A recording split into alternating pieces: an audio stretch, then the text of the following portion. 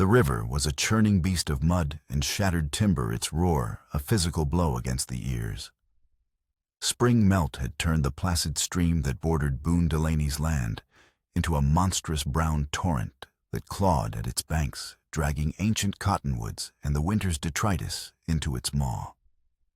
Boone was fighting it for a calf, a stupid, terrified creature that had scrambled too close to the undercut bank and tumbled in.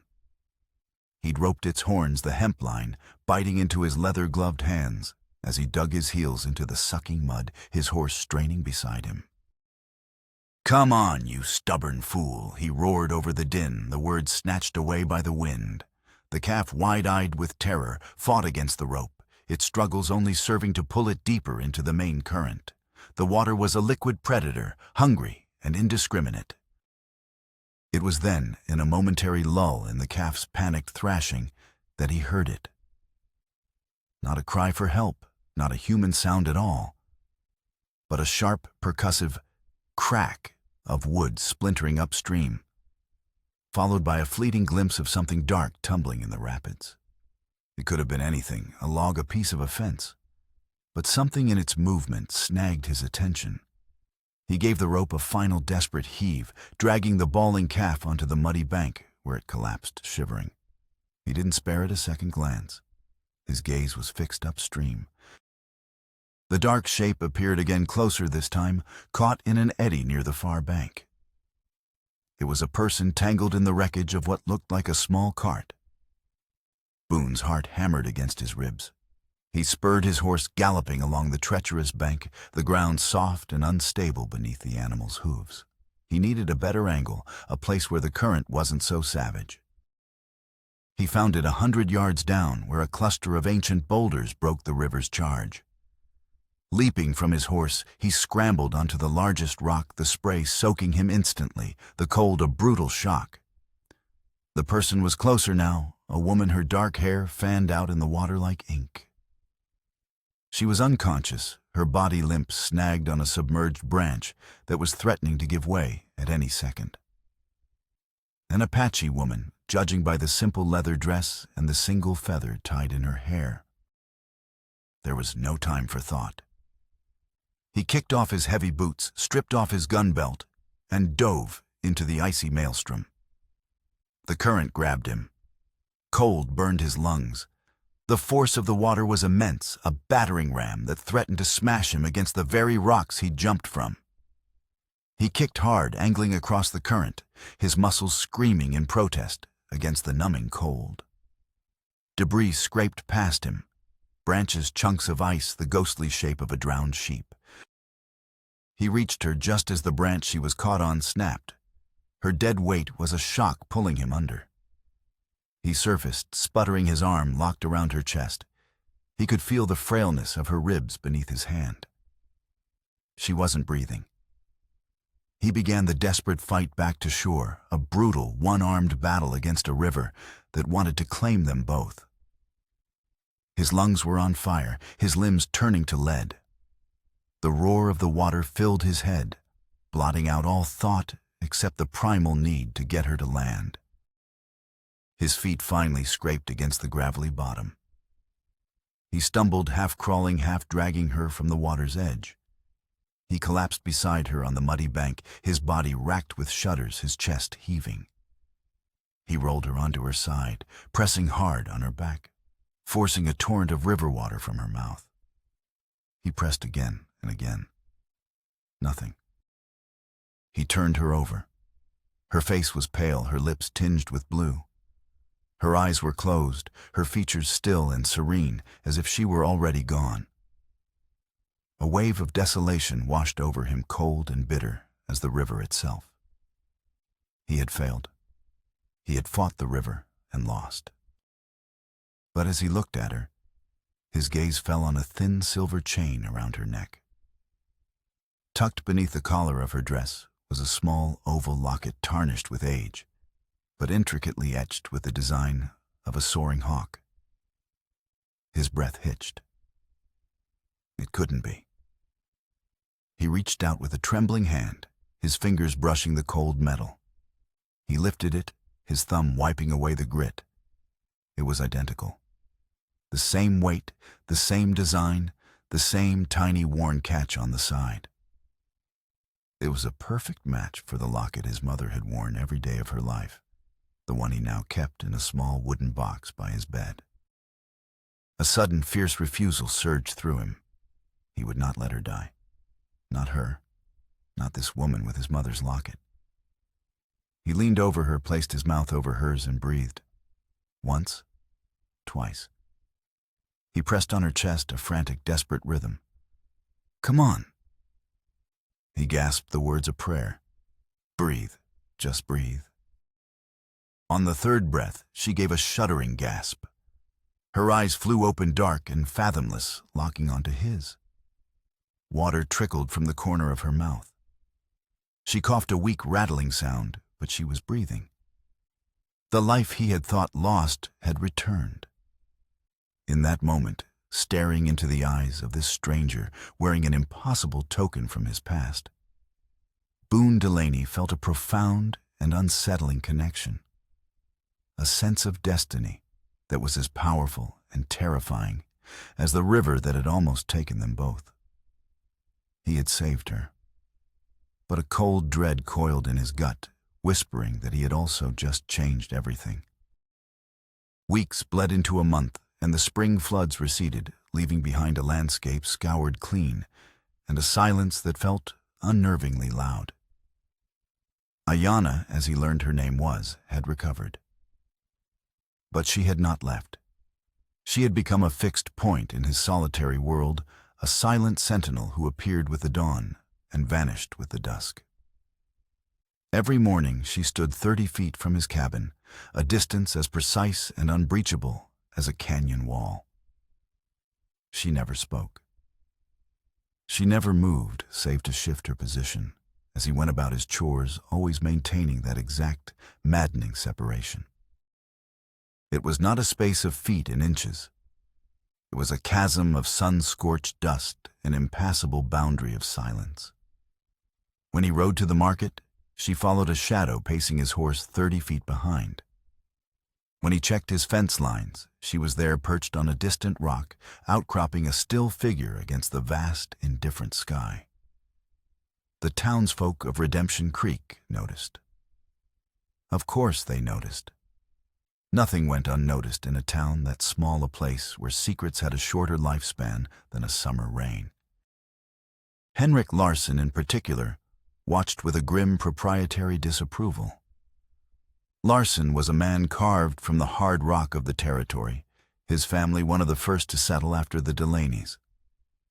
He was respected, his opinions carrying the weight of his considerable land holdings and his somber, unyielding demeanor. He and Boone had always maintained a cordial, if distant relationship, born of shared geography rather than genuine friendship. But now Larsson's gaze held a new edge, a quiet grudge that seemed to simmer just beneath his placid surface. "That woman is a shadow on your house, Boone," he'd said one afternoon outside the general store, his voice low and resonant. "It ain't natural." Boone's ranch, the legacy his father and grandfather had bled for, was struggling. The long winter had thinned his herd, and the spring rains he'd prayed for hadn't come. The creek was full of mountain melt, but his well was low, and the pastures were turning brown, far too early in the season. The constant, silent presence of Ayanna was just one more weight on his already burdened shoulders. Her stillness was a mirror reflecting his own restless anxiety. Mrs. Patterson, the town's primary purveyor of goods and gossip, crossed herself every time she saw Ayanna trailing him into town. "She ain't following you, Boone," she'd whispered, her voice rustling like dry leaves. "She's guarding something, or waiting for something. It's a bad omen." The 30 feet became a symbol of everything he didn't understand. Why not 20? Why not 40? He'd tried to breach it once. He'd taken a deliberate step toward her, and she had taken a perfectly synchronized step back. He moved closer. She moved away. A strange, silent dance that left him feeling foolish and more isolated than ever. The space between them held a power, a law he couldn't comprehend. And the locket which he had seen only that one time, remained hidden beneath her dress, a secret he was afraid to confront. It was a piece of his own history worn by a stranger, and the mystery of it gnawed at him, keeping him awake long after the coyotes had finished their nightly songs. One evening, he found a single eagle feather laid carefully on his fence post, its black tip stark against the weathered gray wood. The next morning, there were 2. Tonight, 3. Each a silent message he could not decipher. Something was building a tension as palpable as the air before a thunderstorm. The rescue had not been an ending. It had been a beginning. And as Boone stared out at Ayana's silhouette against the bruised twilight sky, he knew the silence between them was about to break. The 4th feather appeared while he was graining the horses. He heard no footsteps, saw no flicker of movement in the periphery, but when he turned from the trough, it was there. It lay on the top rail of the corral fence, pristine, and perfectly placed, the morning sun catching the delicate fibers. Ayana stood in her usual spot, a statue carved from patience, her dark eyes watching him.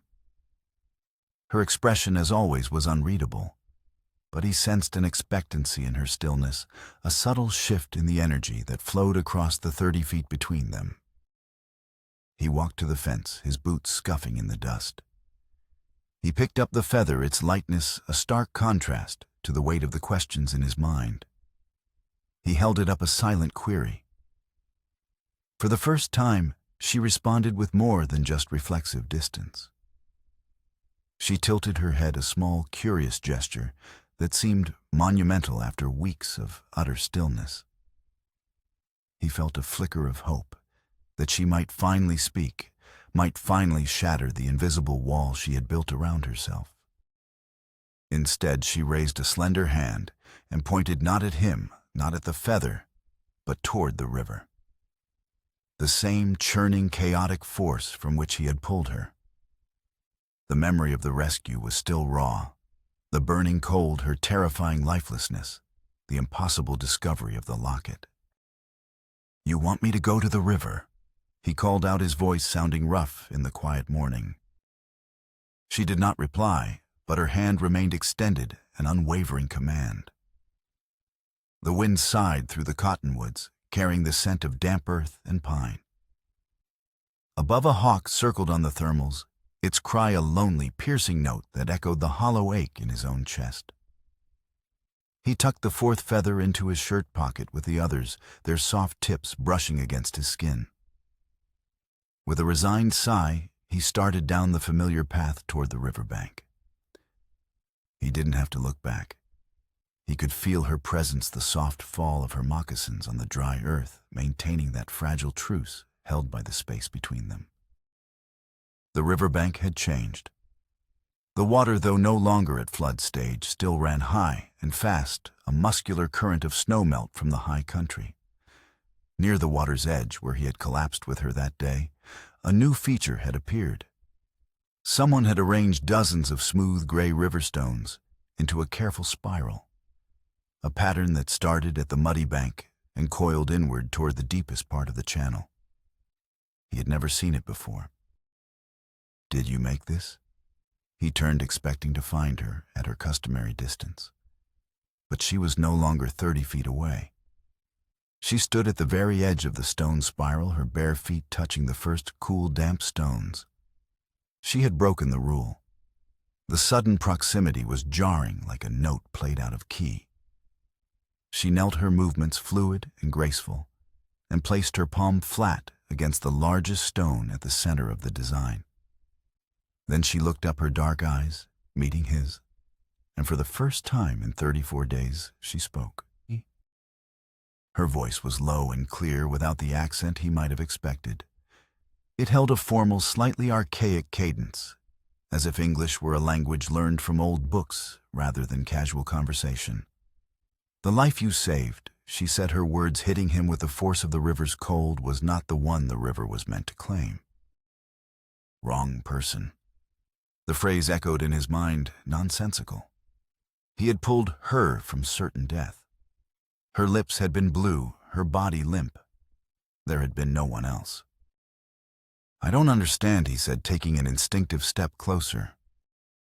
Instantly, she rose to her feet, backing away, until the familiar chasm of 30 feet was restored between them. But her eyes held his, and in their depths he saw not gratitude, not anger, but a profound and chilling fear. It was not a fear of him, but of something far older, something tied to the spiral of stones, the accumulating feathers, and the words she had just spoken. "A debt is now owed," she stated, her voice barely a whisper on the wind. "What debt?" he demanded, frustration warring with a creeping unease. She gave a slow, almost imperceptible shake of her head. Then, without another word, she turned and melted into the tall reeds that bordered the river, her figure disappearing as if she had been a figment of the morning mist. Boone was left alone, with the silent, spiraling stones and her cryptic, terrifying words. "Wrong person. A debt is now owed." He stared at the stone pattern, at the dark water flowing past. The rescue, he was beginning to realize, had not been an act of salvation.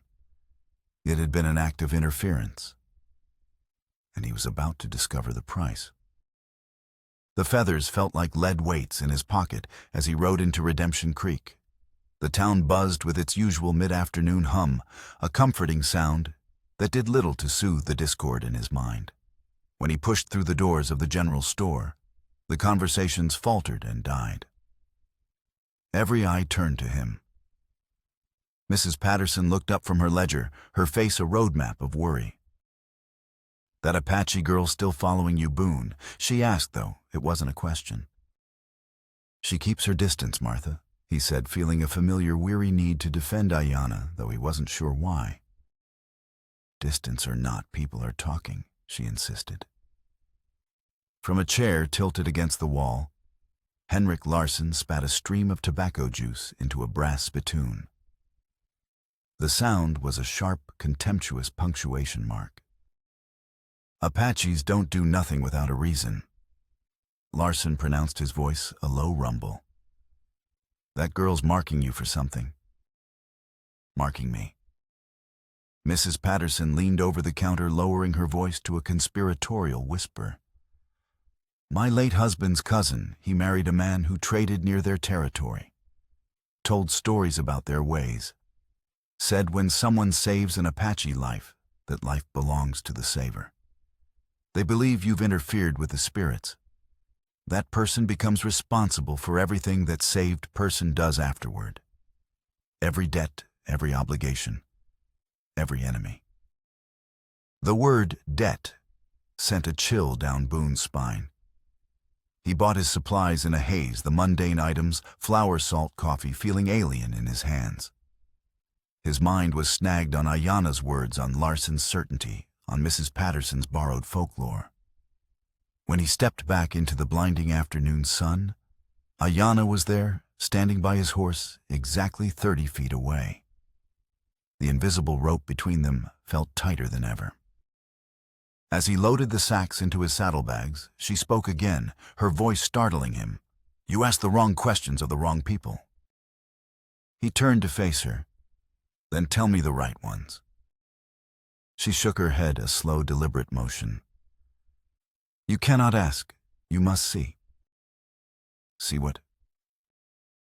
But she was already moving, not back toward his ranch or the river, but toward the old disused mining trail that wound up into the sun-bleached foothills. It was a path to nowhere, leading only to the ghosts of failed dreams, abandoned claims, and the skeletal remains of cabins left by prospectors who had long since given up and moved on. He should have gone home. He should have mended the fence on the north pasture, checked the water level in the trough, focused on the tangible world of work and survival. Instead, tethered by a curiosity that was fast becoming an obsession, he mounted his horse and followed. The sun was a fiery smear on the western horizon when he reached the first dilapidated cabin. Ayanna was waiting beside it. And again, she had broken the rule. She stood near the cabin's door, close enough for him to see the intricate beadwork on her moccasins, the faint old scar above her left eyebrow. Here, she said, her voice quiet in the vast stillness of the hills. She pointed to something carved into the cabin's warped wooden door. He dismounted, the leather of his saddle creaking in the silence. He walked to the door, his shadow long and distorted in the fading light. Someone had scratched a name into the weathered pine, the letters crude but legible. Maria Santos, 1847 home. Below the name, in a different hand, were fresher cuts, the pale wood exposed beneath the gray sun-baked surface. The words were a brutal declaration. She was supposed to drown. The fresh-cut words on the cabin door felt like a violation, an angry secret scrawled across the face of the past. The wood was rough beneath his fingertips. Someone had been here recently. Someone who knew the name Maria Santos and harbored a grievance nearly 4 decades old. Who was she? He asked, turning. But Ayanna had retreated, the 30-foot chasm re-established between them as if by instinct. The brief moment of proximity was over. She didn't answer directly. Instead, she walked to a collapsed well beside the cabin, its stone rim a jagged crown on the earth. The wooden cover had long since rotted away, leaving a black gaping mouth that seemed to exhale a cool, subterranean breath. She gestured for him to come closer.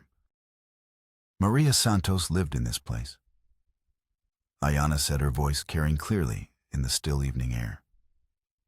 She was a woman from Mexico, married to a prospector, James Santos.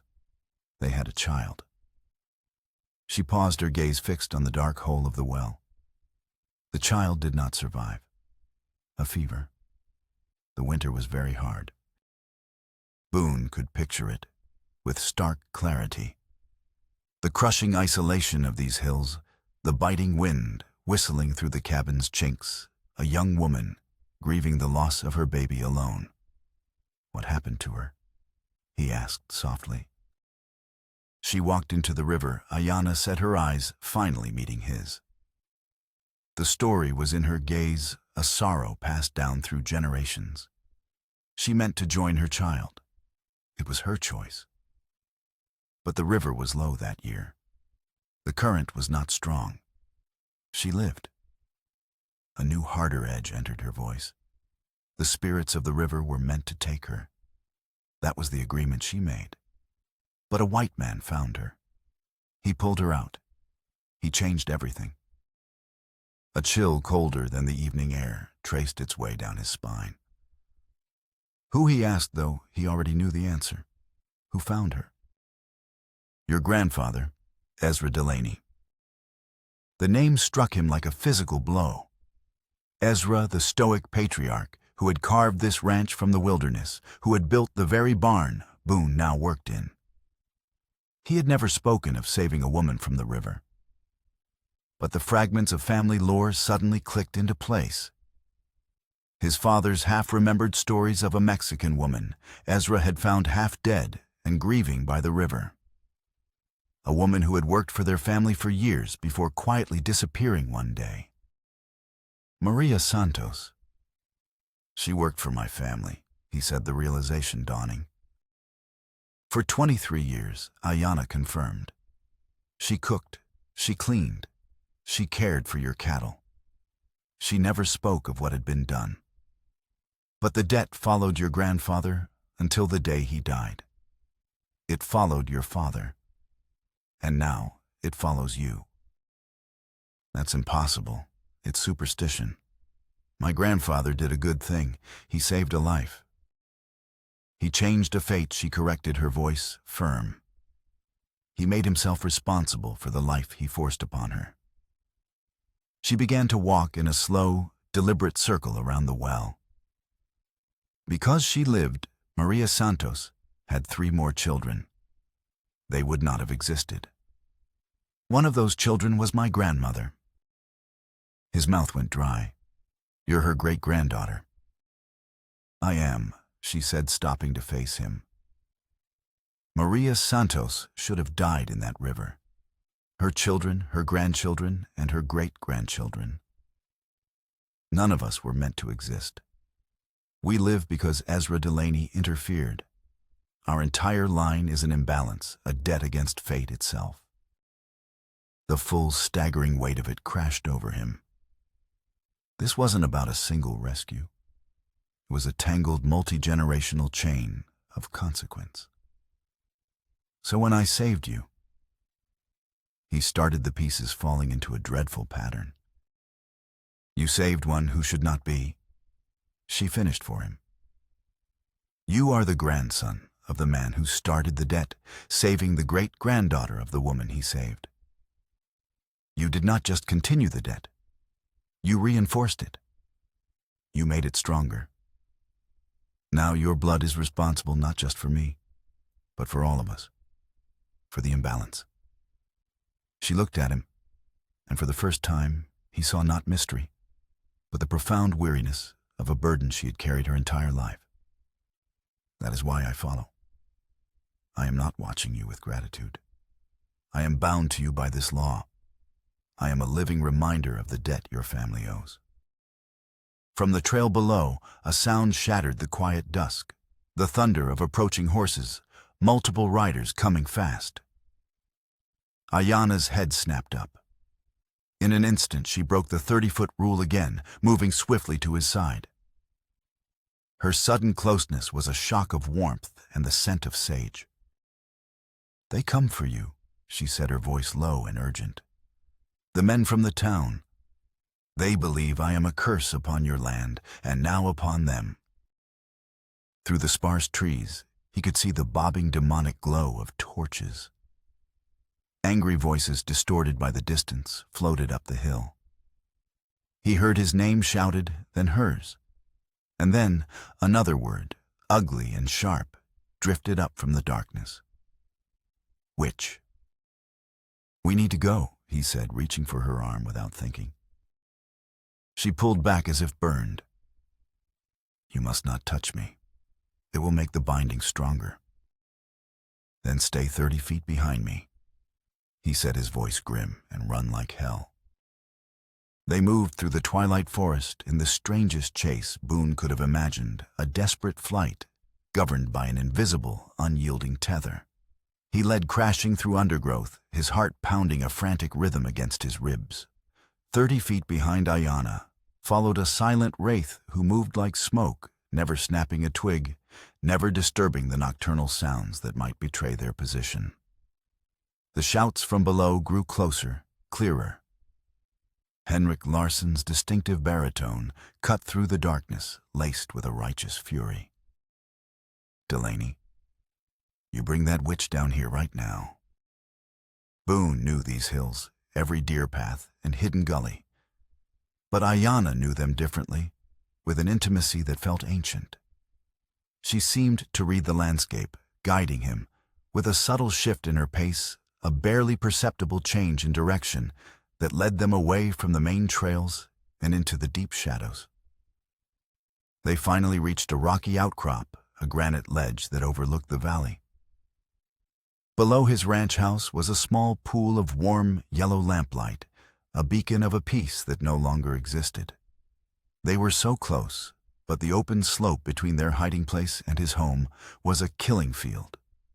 They would never make it down without being seen. He sank to his haunches, catching his breath, the sharp scent of pine needles filling his lungs. Why do they call you a witch? He whispered, his voice low enough to carry only the 30 feet to where she stood, half hidden by a juniper tree. I know things, she answered, her voice a murmur on the breeze. Which plants heal a fever, how to read the clouds for rain, where the water runs cleanest under the ground.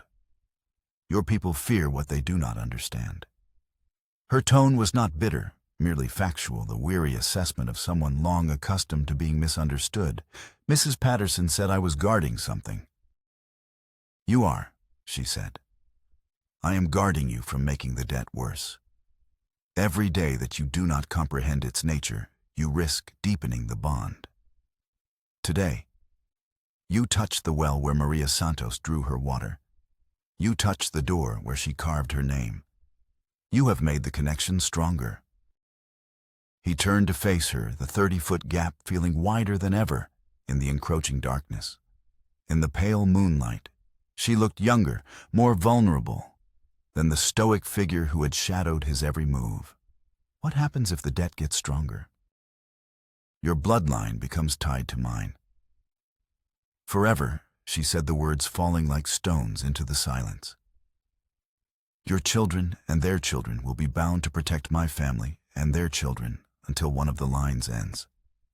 It is a chain that cannot be broken. She glanced down toward his ranch, where the torchlight now converged near his barn. That is why they fear me. Not because they truly believe I can sour milk or lame a horse. They fear me because, by the old laws, I represent a claim on your land, your legacy, your future. Everything you are tied to, everything I am. The sound of shod horses on stone echoed from the trail below. The posse was heading for his ranch. They believed he was a man bewitched, and in their fear, they had become a mob. They think you've put a spell on me, he said, a grim humorlessness in his voice. There is no spell. Only an old law, an old debt, she replied. She moved slightly, stepping out from behind the tree so he could see her face clearly. But there is a way to break it. How, he asked, a desperate hope flaring within him. To repay a life debt, a life must be given in return. I must save your life as you saved mine. An equal exchange, a balancing of the fates. Then the debt is canceled for all time. Her eyes held his dark and serious. Or I must die, and the debt dies with me. The second option sent a jolt through him, a violent, visceral rejection that caught him by surprise.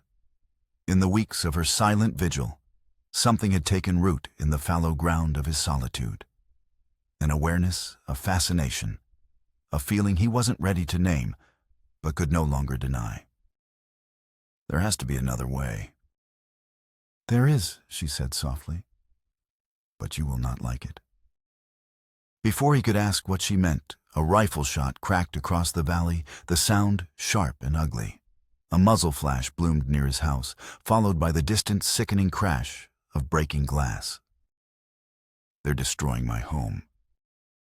Because they believe I have cursed you, she said. Because they fear what this binding means for their town, for their future. She stood tall, a decision solidifying in her posture. I will go to them. I will tell them I am leaving this valley and will never return. No. The word was a raw command torn from his throat. You are not responsible for their ignorance. I am the living symbol of the debt that brings this trouble to your door. She started down the slope, not running, not hiding, but walking with the steady, resolute pace of someone facing an impossible choice. She was 30 feet ahead of him now, leading instead of following. He scrambled to his feet and matched her pace, falling into his prescribed position behind her. If you're going down there, I'm going with you. They will hurt you, she said over her shoulder. They will believe the binding is complete, that you have chosen me over them. Let them try. She stopped abruptly and turned.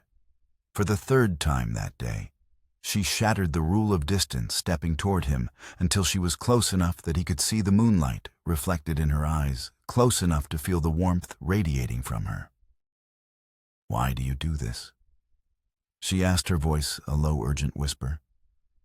This debt is not of your choosing. He looked into her dark eyes, the truth of the last few weeks finally rising, undeniable and clear. Maybe the debt wasn't my choice, he said, his voice rough with an emotion he couldn't name. But caring what happens to you is. Below them, another shot rang out, followed by the splintering crack of heavy wood. They were growing impatient, and their impatience was making them dangerous. They started down the slope together, the space between them no longer a law, but a shared path into the heart of the fire. The midpoint twist was still to come, but the narrative so far was establishing the stakes. Now for the big confrontation. Larsen's true motive is the key. The reveal of his lineage and the story of the stolen deed will change the entire dynamic.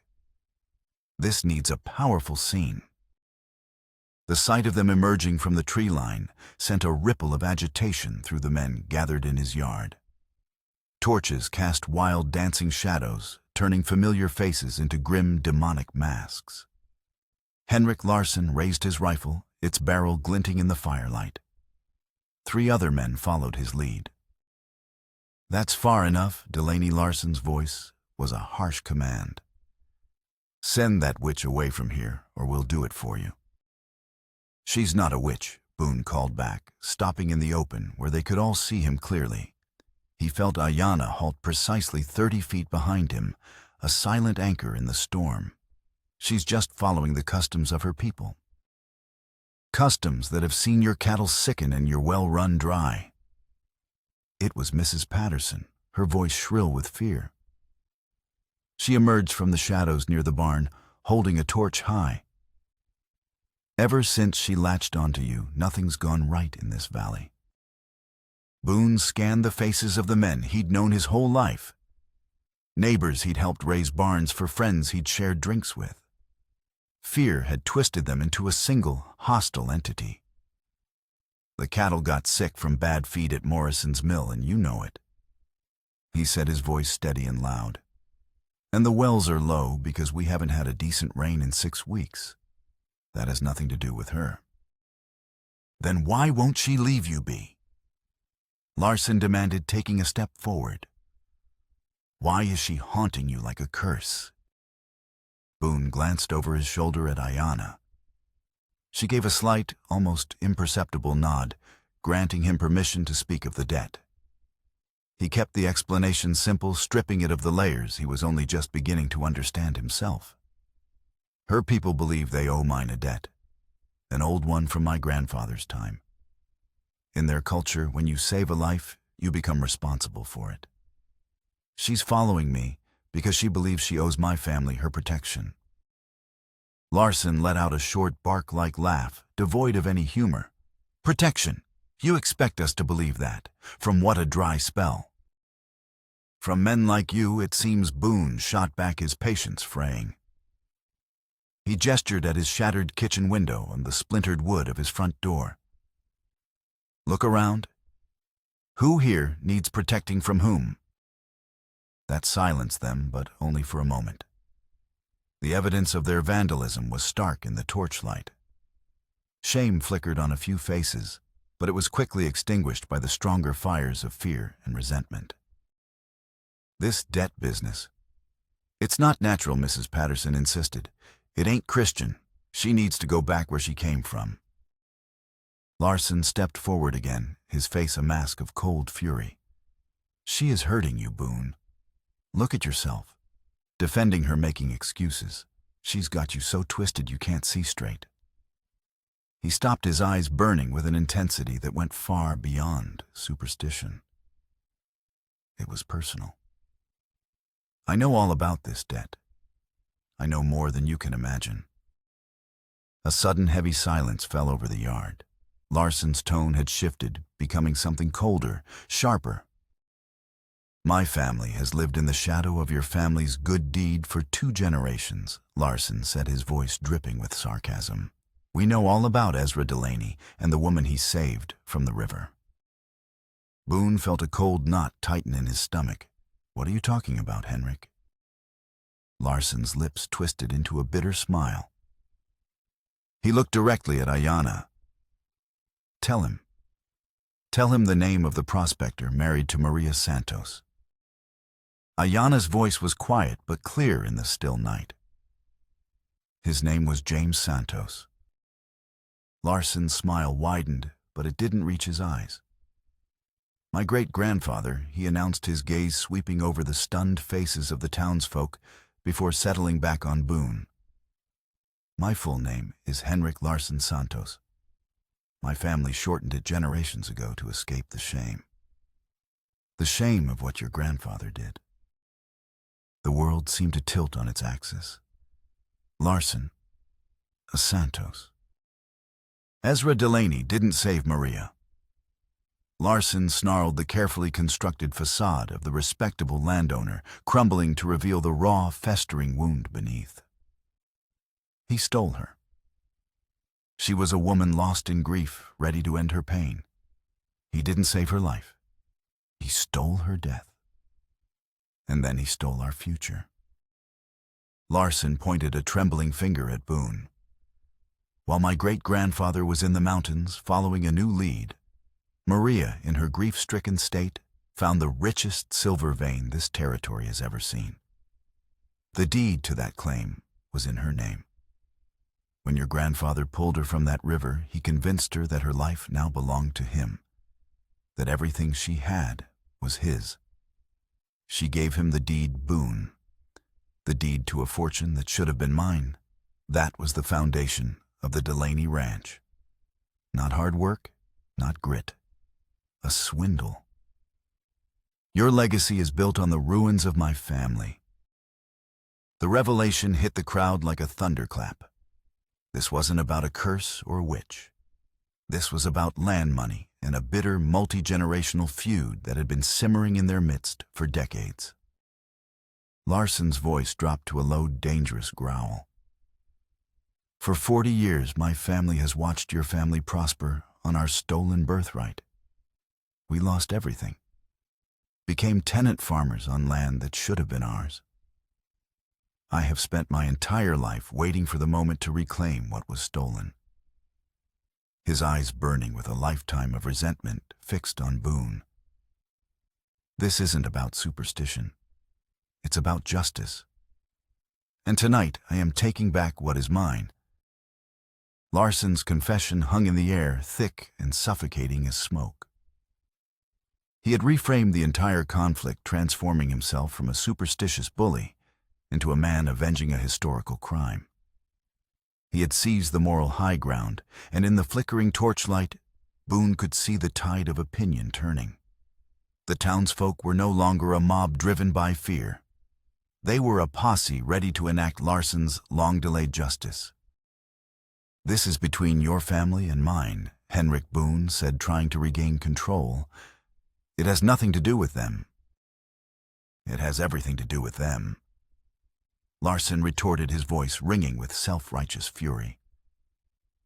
"It's about a lie this whole valley was built on. The great Ezra Delaney, the town founder, he was nothing but a thief who preyed on a grieving woman." He turned to the crowd. "For years we've all seen the strange luck of the Delaneys and the hard road of the Larsons. Now you know why. A curse of a different kind. A stolen fortune that has poisoned the very ground we stand on." He was a masterful orator, weaving his personal grievance into a larger narrative of communal injury. Boone and Ayanna were no longer just a rancher and an Apache woman. They were symbols of a deep-seated injustice. They were isolated, surrounded. The 30 feet of space behind Boone felt like the last patch of solid ground on a collapsing cliff. He had to prepare for a fight he could not possibly win. "We will see this land return to its rightful owner," Larson declared, "and we will drive this curse from our valley for good." With a roar, the posse surged forward. A flaming torch sailed through the air, arcing in a perfect, terrible parabola, before landing in the open hayloft of the Delaney barn.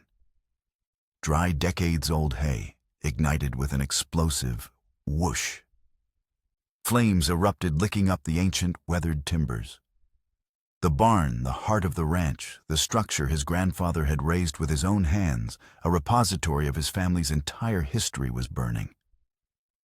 Old saddles, his father's tools, generations of memory were being consumed by Larson's rage. The fight was no longer about land or legacy. It was about survival. The heat was a physical blow, a wave of incandescent fury that drove them back. The historic Delaney barn became a roaring inferno, the flames devouring the dry timber with an insatiable hunger. The fire cast a hellish dancing light over the chaos in the yard, illuminating the grim faces of the posse and the panicked lowing of cattle in the nearby corral. This was no longer a confrontation. It was an act of war. In the midst of the pandemonium, a small figure darted from behind Larson's legs, a young boy no more than 8 years old, his face pale with a mixture of fear and awe. It was Larson's son Thomas, who must have followed his father against orders. "Thomas, get back here," Larson roared, his attention momentarily torn from his fiery vengeance. But the boy, drawn by a terrible childish curiosity, ran toward the barn. At that moment, a support beam wreathed in flames gave way, with a great groan of tortured wood. It crashed down, blocking the main barn door and sending a shower of embers into the sky. A section of the loft floor collapsed inward. Thomas screamed a high, terrified sound that was nearly lost in the roar of the fire. He was trapped inside, cornered in a small section of the stables near the rear wall, a wall that bordered the still swollen river. Everything seemed to happen at once. Ayanna, who had been a statue of coiled tension 30 feet behind Boone, suddenly moved. Her eyes were fixed on the trapped boy, and in them Boone saw a terrible, resolute clarity. A chance to repay the debt. A life for a life. An equal exchange. No, Boone shouted, but she was already running. She moved with a speed and grace that seemed impossible, weaving through the chaos and plunging into the smoke-filled maw of the stable entrance before anyone could stop her. Boone ran after her, his heart seizing with a terror far colder than any river. He fought his way through the choking, acrid smoke. Inside, the heat was suffocating. The roar of the fire was deafening. He saw Ayanna reach the terrified boy, scooping him into her arms, just as the main roof began to sag. This way, she cried, her voice strained, pointing toward the rear of the barn, where the wall was already crumbling. It was their only chance. But as they scrambled toward it, the entire structure gave a final agonized shudder. With a sound like thunder, the roof collapsed, bringing down tons of burning hay and timber. The rear wall blew outward, a chaotic explosion of splintered wood and flame, sending Ayanna and the boy tumbling down the steep, muddy bank and into the raging, debris-filled river below. The world narrowed to a single, horrifying point of focus. The fire, the smoke, the churning black water, and the 2 people he had to save. He didn't hesitate. He scrambled over the burning wreckage, his hands and face seared by the heat, and launched himself into the river. The icy shock of the water was a bizarre relief from the inferno behind him. The current was a vicious, churning soup of ash, burning embers, and heavy splintered beams from the barn. He saw them, Ayanna struggling to keep the boy's head above water, her face a pale oval in the darkness. A large burning piece of the barn roof was drifting directly toward them. He swam with a desperate primal strength he didn't know he possessed, fighting through the treacherous flotsam. He reached them just in time, pushing them away from the path of the burning debris. He got one arm around Ayanna, the other around the sputtering, terrified child of his mortal enemy. The weight of them combined with the river's relentless pull was almost too much. His lungs screamed for air, his muscles burned with an agony beyond exhaustion.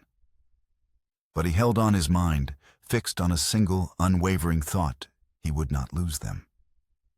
Not her. Not now. He emerged from the river like a creature born of mud and ash, collapsing on the far bank, his lungs burning. He dragged Ayanna and the boy with him, his strength utterly spent. For a long moment, there was only the sound of his own ragged breathing, the roar of the fire across the water, and the terrified sobs of young Thomas Larson. Ayanna was coughing river water streaming from her mouth, but she was alive. She held the boy tightly, shielding him with her own body, her gaze fixed on Boone with an expression of exhausted wonder. On the opposite bank, the fire had illuminated a tableau of frozen horror. The posse stood motionless, their anger and righteousness incinerated by the very flames they had set. Henrik Larsson stood at the water's edge, his face a mask of disbelief and agony, watching as the woman he'd called a witch emerged from the river, cradling his son. A profound, shamed silence fell over the townsfolk. They had witnessed not the downfall of a cursed man, but an act of selfless heroism from the very people they had condemned. The debt Boone realized, the one of blood and custom and history, had just been spiritually broken in the most public and undeniable way imaginable. Larsson stumbled into the shallows, his eyes locked on his son. "Thomas," he choked out, his voice broken. Ayanna gently pushed the boy forward. "He is safe," she said, her voice raspy. Thomas ran to his father, who fell to his knees in the mud, and clutched him, his body racked with silent, shuddering sobs. When the sheriff arrived minutes later, drawn by the pillar of flame painting the night sky, he found not a riot, but a wake.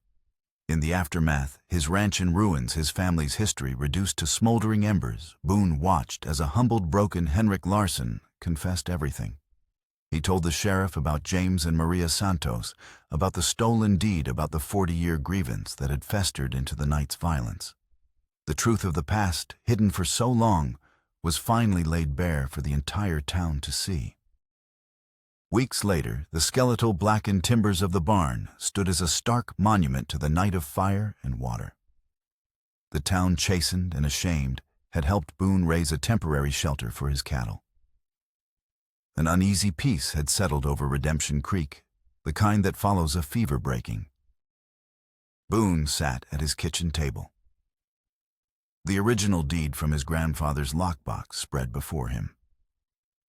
The paper was brittle with age, the ink faded, but the words were clear. It transferred ownership of the Silver Hawk claim from Maria Santos to Ezra Delaney. The foundation of his family's prosperity and the source of another's ruin. He rode out that afternoon not to the Larsson ranch, but to the small plot of land where Henrik was living in a rented cabin, having sold most of his holdings over the years to stay afloat. He found Larsson splitting firewood, his movements slow and heavy, the movements of a man hollowed out by the consequences of his own hate. He looked up as Boone approached his face, weary. There was no anger left in him, only a profound exhaustion. Boone dismounted and held out the deed. "This belongs to both of us," Henrik Boone said quietly. "My grandfather made a choice, and yours paid the price. I won't continue that legacy." Larsson stared at the document, then at Boone, his eyes filling with a disbelief that slowly gave way to a dawning, fragile hope. After everything. Why? "Because the debt is over," Boone said. "All of it. It's time to build something new." He took out a pen and a second sheet of paper, a legal agreement drawn up by the circuit judge, and proposed what no one could have expected. Not a return of the full claim, but an honoring of their shared tangled history, a legal partnership splitting the claim and its profits down the middle. It was an act of grace that shattered the generational cycle of vengeance. The final scene of the long drama unfolded a week later at the abandoned well near Maria Santos's cabin. Boone and Ayanna stood at its stone rim, the air still and quiet. He held the silver locket, his mother's locket, taken from its box for the first time in years. In her hand, Ayanna held its twin, the one she had worn, the one that had belonged to Maria. "My grandmother gave this to my mother," Ayanna said softly. "Who gave it to me?" She said it was to remember a life that was given back even when it wasn't asked for. Together, they placed the two lockets on the stone rim of the well side by side, twin silver hawks, gleaming in the afternoon sun. It was a final symbolic offering, a laying to rest of the ghosts of Ezra and Maria, of debt and obligation. An end. Ayanna turned to him, her face serene. "The debt is paid. The binding is broken. I am free to go anywhere. A familiar ache, the fear of her absence, tightened in Boone's chest. Where will you go? He asked, his voice rougher than he intended. A slow smile touched her lips, the first truly joyful smile he had ever seen from her. It transformed her face, making it radiant. My path, she said, her dark eyes holding his, full of a future he desperately wanted to be a part of, now runs alongside yours, not as an obligation, but as a choice.